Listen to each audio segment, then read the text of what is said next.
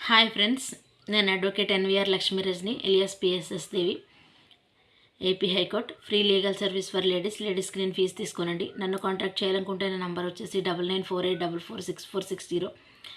ఈరోజు మనం తెలుసుకుంటున్న టాపిక్ వచ్చేసి ఒక అతను చాలా బాధపడుతూ ఫోన్ చేశారండి. ఒక బ్రదరు ఏంటంటే, మేడం నేను ఒకళ్ళ దగ్గర నా నా అవసరాల నిమిత్తము, మా భార్యకి ఆరోగ్యం బాగోకపోతే నా అవసరాల నిమిత్తము నేను ఒక అతని దగ్గర 50,000 అప్పు తీసుకున్నాను.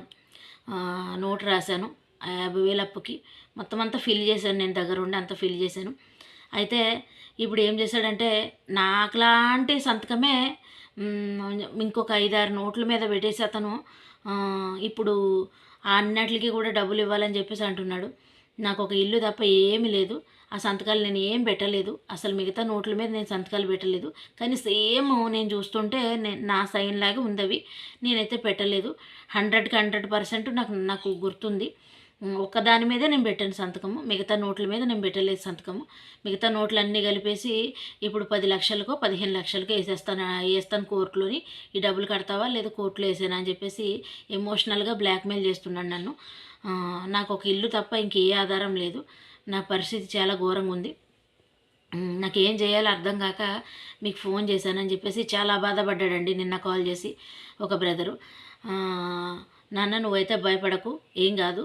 ఫస్ట్ ఏంటంటే, నువ్వు ఇలాగ అయిందని చెప్పేసి కోర్టులో వేస్తాను అంటున్నాడు కదా. నువ్వు కోర్టులో వేసుకుంటే, కోర్టులో వేసినా కూడా అది నాది కాదండి అని చెప్పేసి చెప్పు కోర్టు వారికి.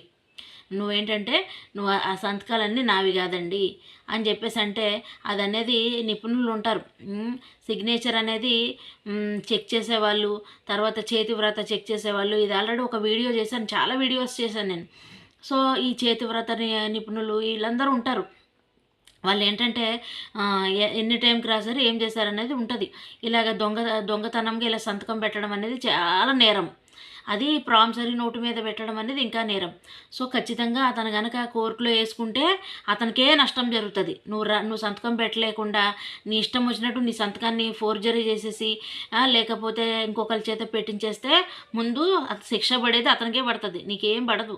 నువ్వేం భయపడకు. అది వేసుకున్నా కూడా అది దాని గురించి టెన్షన్ అయితే పడకు. ఈ ప్రామిసరీ నోట్ల మీద ఇలా దొంగ సంతకాలన్నీ పెట్టేసి నువ్వు బాకీ ఉన్నావు కట్టు అంటే అది ఖచ్చితంగా ప్రూవ్ అయితే అతనికి మాత్రం కఠినమైన శిక్షలు అయితే పడతాయి కంపల్సరీ. సో నువ్వు భయపడకమ్మా. అతను కోర్టులో వేసుకుంటాను అంటున్నాడు కాబట్టి నువ్వు ఒకసారి నన్ను అప్పుడు నేనేం చేయాలనేది నేను నీకు చెప్తాను. సో అతను వేసుకున్నా కూడా నువ్వు భయపడాల్సిన అవసరం లేదు. నువ్వు తీసుకున్న 50,000